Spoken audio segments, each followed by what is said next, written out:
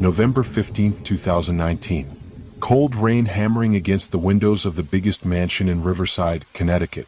Inside, a man worth $300 million stood at the top of his marble staircase, pointing down at his own daughter, and said words that would haunt him for years. "You are not my daughter anymore. Get out." She was 19 years old. She was in a wheelchair. And she had nowhere to go. What he didn't know that night was that his cruelty would come back to him in a way that would break him completely, humble him publicly, and force the entire world to watch as karma delivered its justice. This is what happened when a father's pride collided with a daughter's quiet strength, and how one moment of rejection set off a chain of events no one saw coming. By the time you hear what happened 5 years later, you'll understand why this story went viral, why it made grown men cry, and why even now people in that town still talk about the night the billionaire fell to his knees in front of his daughter and begged for forgiveness. But to understand that moment, you need to know how it all started. You need to know about a man named Richard Calloway, his daughter Emma, and the choice that tore their family apart. Richard Calloway was not a self-made man in the romantic sense. He inherited a textile company from his father, doubled its revenue in 10 years, and became one of the wealthiest businessmen in Connecticut by the time he turned 45.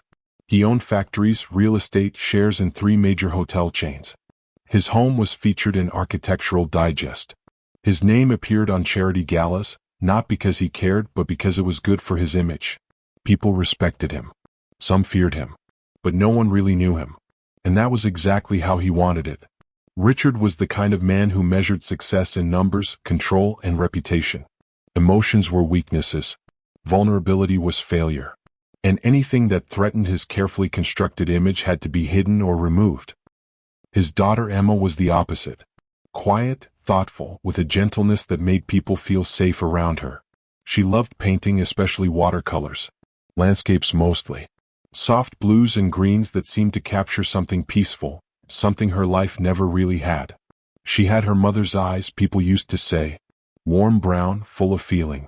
Her mother, Catherine, had died when Emma was 11. Breast cancer. It happened fast. 6 months from diagnosis to funeral. Richard didn't talk about it. He worked more.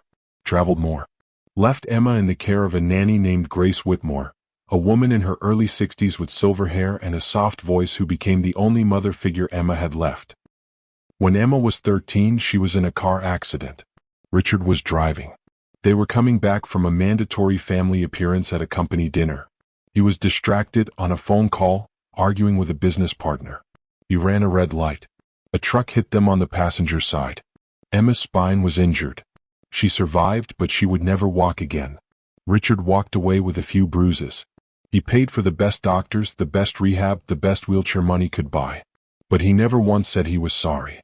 He never sat with her during recovery. He never asked how she felt. And slowly, over the years, his shame turned into resentment. He stopped bringing her to events. Stopped mentioning her in interviews. When people asked about his family, he changed the subject. Emma became invisible to him, not because she had done anything wrong, but because her existence reminded him of his failure, his guilt, his humanity. And Richard Calloway could not afford to be human. By the time Emma turned 19, she had learned to live in the shadows of that mansion. She spent her days painting in her room, reading, writing in journals that no one would ever see. Grace was her only companion. They would have tea in the afternoons. Grace would tell her stories about her own life, about her late husband, about the places she had traveled. Emma would show her new paintings, ask for advice on colors, on technique. Grace always said the same thing: "You have a gift, sweetheart. One day the world is going to see it." Emma didn't believe her. She didn't believe anyone would ever see her as anything more than the disabled daughter her father kept hidden. But Grace believed. And that belief, quiet and patient, would become the seed of everything that followed. Before we dive deeper, let us know in the comments where you're watching from. We'd love to hear from you. And if you're new here, click on the subscribe button so you never miss any of our upcoming videos. Now, the night everything changed started like any other evening. Richard was hosting a dinner. 12 investors from New York and Boston, all interested in a new development project he was pitching. A luxury resort chain along the New England coast. $200 million project. High stakes. The dining room was set with crystal glasses, imported wine, catered food from a Michelin-starred chef. The staff had been preparing all day, Emma knew to stay upstairs during these events. That was the unspoken rule. She was not to be seen, not to be heard. But that night something happened. Grace had gone home early. She wasn't feeling well. Emma was alone. She had been painting, lost in the colors, the quiet rhythm of the brush on canvas. She lost track of time. Around 8:30 she realized she was thirsty. The kitchen was downstairs. Normally, Grace would bring her water, but Grace wasn't there. Emma hesitated. She knew her father's rules. But it was just water. She would be quick. She wheeled herself out of her room, down the long hallway, toward the elevator Richard had installed years ago. The house was big. 15,000 square feet. Cold. Elegant. Empty. She took the elevator down, wheeled through the back hallway toward the kitchen. She could hear voices from the dining room. Laughter. The clinking of glasses. She moved quietly, trying not to draw attention. But as she reached the kitchen door, she heard footsteps. One of the investors, a man in his 50s, had stepped out to take a phone call. He saw her. He smiled. "Oh, hello there. I didn't know Richard had a daughter." Emma froze. She felt her throat tighten. Before she could say anything, the man called back into the dining room. "Richard, you didn't tell us you had family here." The conversation stopped. Richard appeared in the doorway. His face was calm, but his eyes were cold. He looked at Emma like she was an intruder. "Emma, go back upstairs." His voice was quiet, controlled. She nodded quickly, turned her wheelchair around. But the investor, trying to be polite, kept talking. "She's lovely. How old are you, sweetheart?" Emma didn't answer. She just wanted to leave. But Richard snapped. "I said go upstairs. Now." The room went silent. One of the other investors, a woman, looked uncomfortable. "Richard, there's no need to," but Richard cut her off. "This is my home. My rules."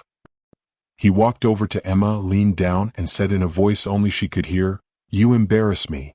Emma's hands trembled on the wheels of her chair. She tried to hold back tears. She wheeled toward the elevator as fast as she could. But Richard followed her. The investors watched, confused, uncomfortable. He stood in front of the elevator, blocking her. "Do you have any idea what you just did? Do you understand how much this deal means?" Emma's voice was barely a whisper. "I'm sorry. I was just thirsty." "You're always sorry. Always in the way." He grabbed the handles of her wheelchair and pushed her toward the front door.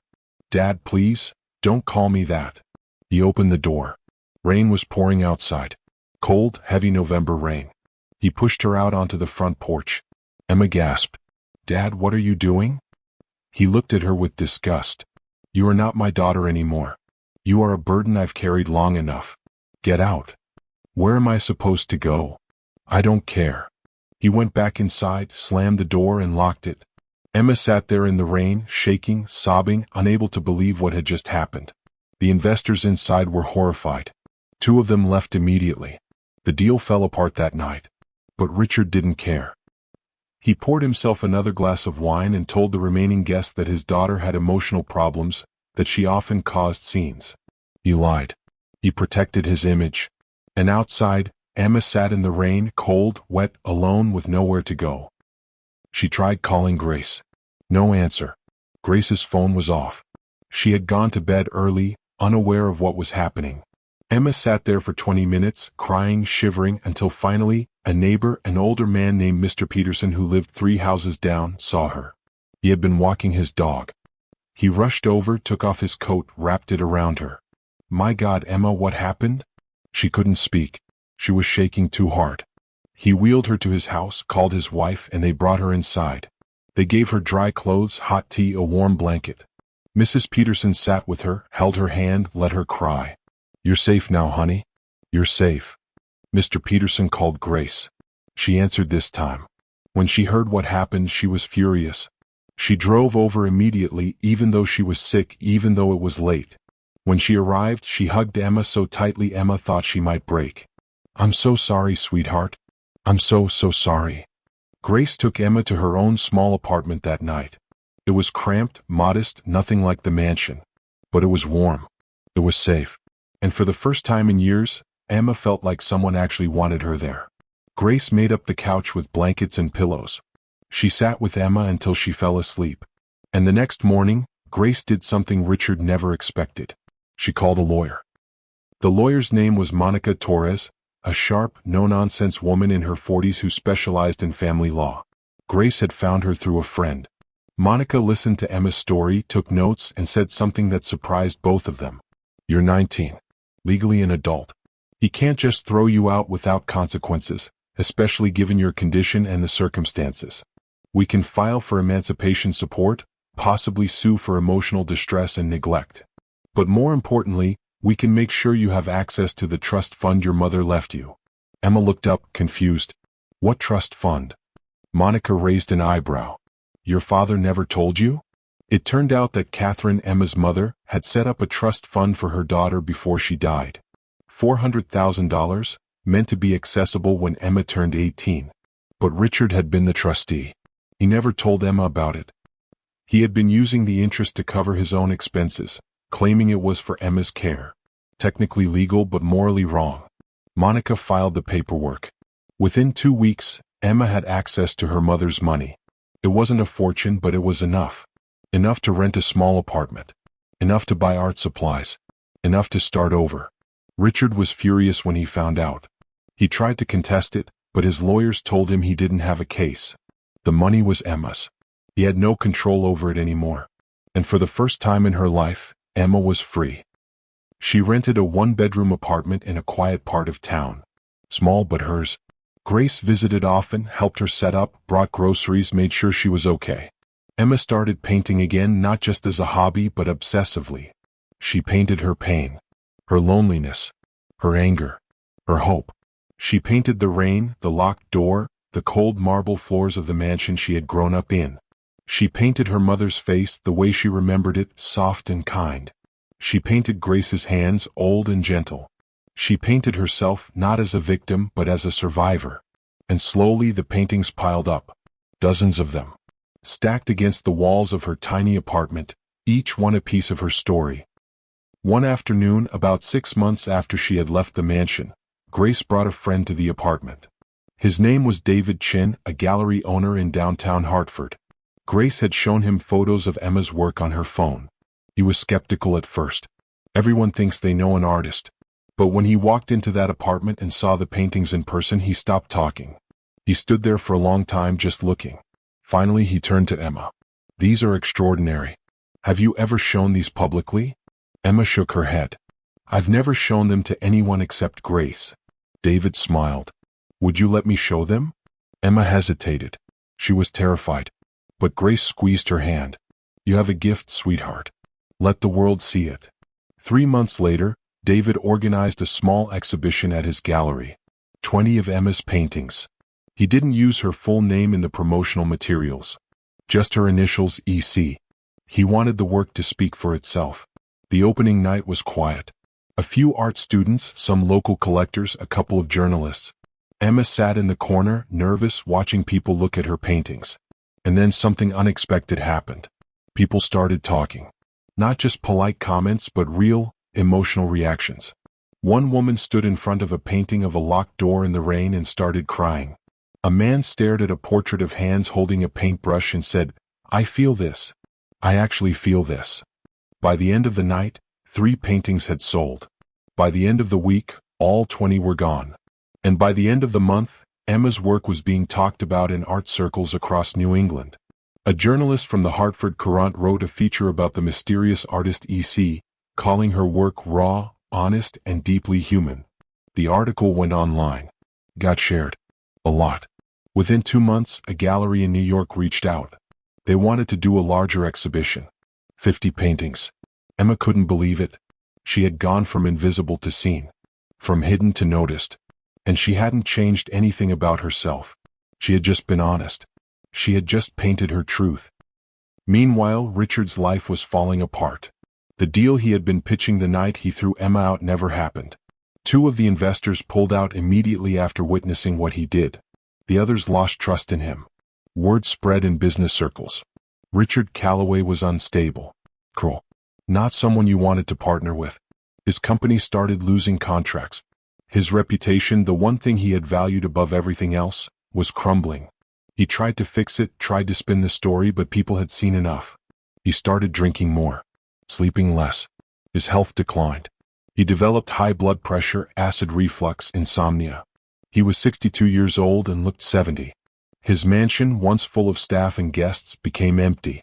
Most of the staff quit. They had seen what he did to Emma. They didn't want to work for him anymore. He was alone. And at night, when the house was silent and cold, he would lie awake and see her face. Emma, sitting in the rain, looking up at him, asking where she was supposed to go. He tried to push the memory away, but it wouldn't leave. It played over and over in his mind like a loop he couldn't escape.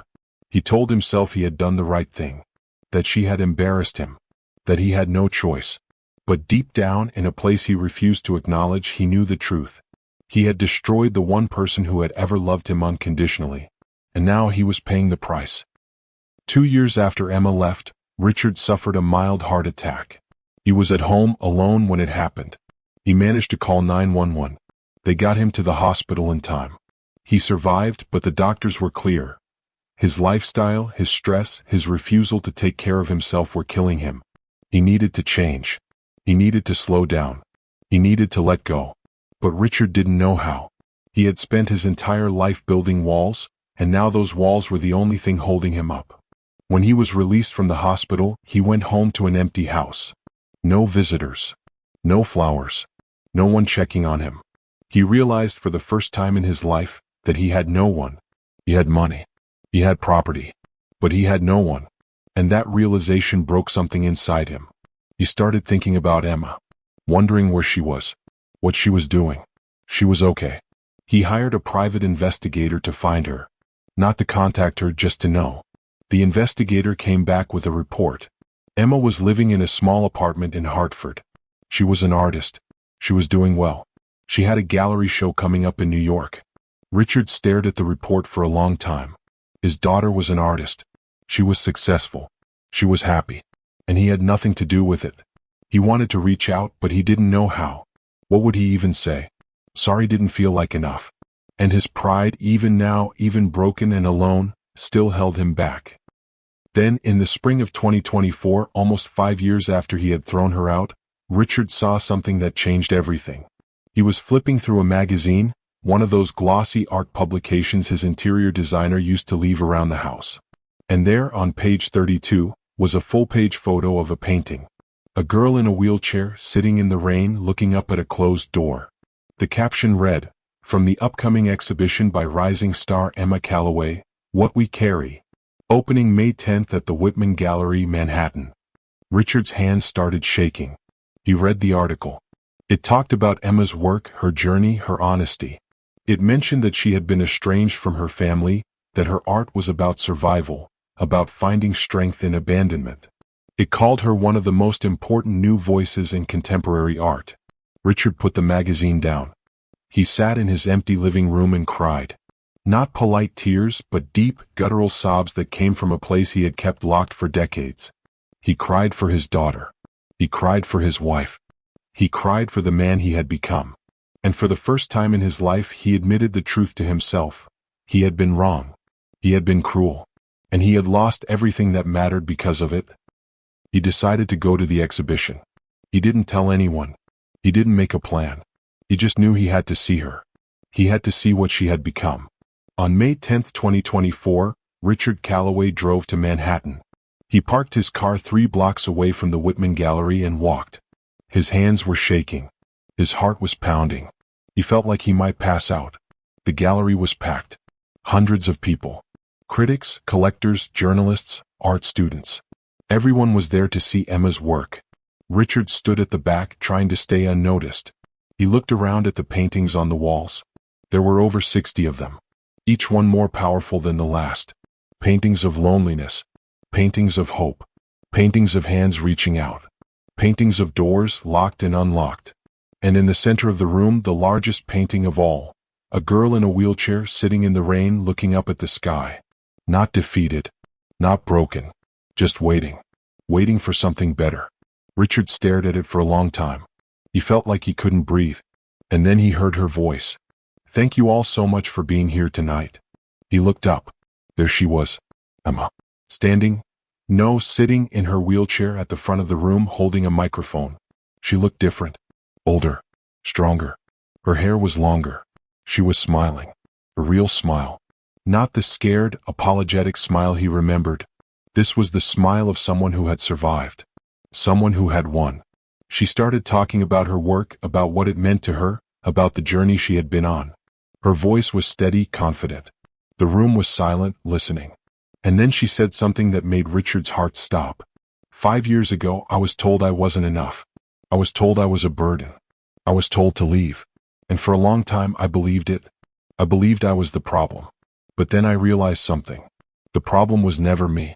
The problem was the person who couldn't see my value. And once I understood that, I was free. Free to create. Free to heal. Free to become who I was always meant to be. The crowd applauded. Richard stood frozen. She was talking about him. And she had forgiven herself. But not him. He started to leave. He couldn't handle it. But as he turned toward the door, someone recognized him. Wait, is that Richard Calloway? People turned. Whispers started. Emma heard the commotion. She looked toward the back of the room. Their eyes met. For a moment, neither of them moved. The entire room went silent, watching. Richard wanted to run. But he couldn't. His legs wouldn't move. Emma wheeled herself toward him. Slowly. The crowd parted. When she reached him, she stopped. She looked up at him. He looked down at her. And then, without warning, Richard fell to his knees.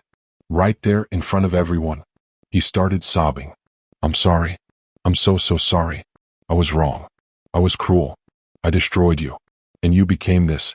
You became everything I could never be. Please, Emma. Please forgive me. The room was frozen. Cameras flashed. People recorded on their phones. Emma sat there, looking at her father, this man who had once seemed so powerful, now broken and small in front of her. She felt tears in her own eyes. Not because she was weak, but because she was free.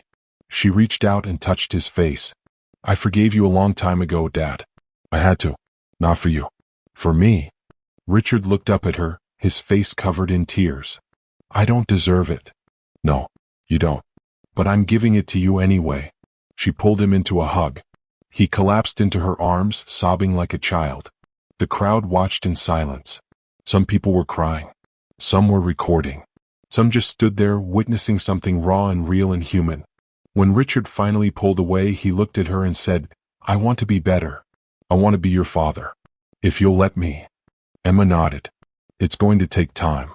I know. And you're going to have to prove it. I will. I promise. And for the first time in 5 years, Richard Calloway meant what he said. Over the next year, Richard kept his promise. He sold most of his properties, downsized his life, and started therapy. Real therapy with a psychologist who didn't let him hide behind excuses. He attended every one of Emma's exhibitions. He helped her set up a non-profit foundation that provided art supplies and scholarships to young disabled artists. He didn't do it for publicity. He did it quietly, privately, because he wanted to earn back even a fraction of what he had lost. Emma didn't make it easy for him. She set boundaries. She made him accountable. And slowly, carefully, they rebuilt something. Not the relationship they used to have, but something new. Something honest. By the time Emma turned 25, she was one of the most respected artists in the country. Her work had been featured in museums, written about in national publications, and collected by people all over the world. And Richard, the man who had once valued reputation above everything else, learned that the only reputation that mattered was the one you earned through love, through humility, through showing up even when it was hard. The neighbors in Riverside still talk about that night in 2019, the night Richard threw his daughter out in the rain. But now they also talk about the other night, the night in 2024, when a billionaire fell to his knees in front of his daughter and the world saw what real strength looked like. It wasn't power. It wasn't money. It wasn't control. It was the courage to admit you were wrong, the humility to ask for forgiveness, and the grace to accept it when it was given. So here's the question I want you to think about as this story ends. If you were Emma, could you have forgiven him? Could you have opened your heart again to someone who had hurt you so deeply? And if you were Richard, would you have had the courage to face what you had done, to fall to your knees in front of the world and ask for a second chance? Because the truth is, we all carry something. We all have doors we've closed, people we've hurt, moments we wish we could take back. And maybe, just maybe, the lesson here is that it's never too late to choose differently. It's never too late to say sorry. And it's never too late to forgive. Not because the person deserves it, but because you deserve to be free. Emma chose freedom. Richard chose humility. And in the end, that choice changed everything. Let us know in the comments how this story made you feel. Do you believe people can truly change? Have you ever had to forgive someone who didn't deserve it? We want to hear your story. And if this video moved you, share it with someone who needs to hear it. Because stories like this, real stories about real courage, are the ones that remind us what it means to be human. Thank you for watching. Subscribe so you never miss our next story. And remember, no matter what you've been through, no matter how broken you feel, you are not your past. You are what you choose to become. Just like Emma. Just like all of us.